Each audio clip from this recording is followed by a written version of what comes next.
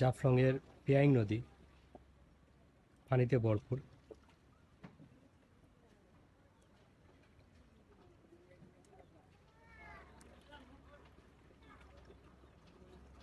বিস্তীর্ণ এরিয়া, যেদিকেই তাকাবেন শুধু পানি আর পানি। বিসমিল্লাহির রহমানির রহিম। সুপ্রিয় ভিউয়ার্স, আসসালামু আলাইকুম।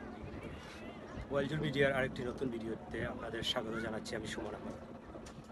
এই মুহূর্তে রয়েছি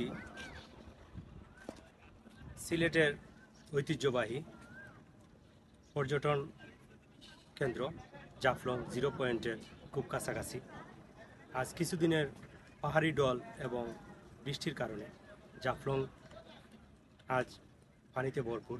বন্যায় ভাসতেছে জাফলং এলাকার মানুষজন।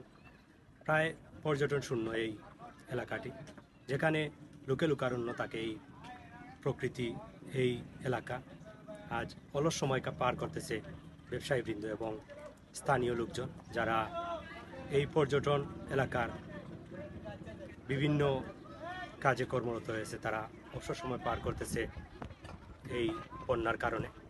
খুবই দুঃসহ এবং খারাপ পরিস্থিতিতে রয়েছে এলাকাবাসী।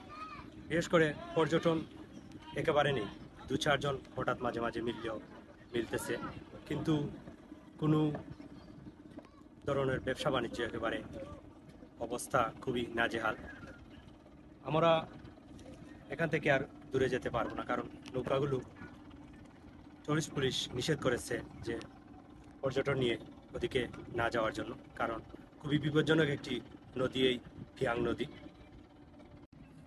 যেখানে পর্যটকরা সবসময় লোকে লোকারণ্য থাকে, ভরপুর থাকে পর্যটকদের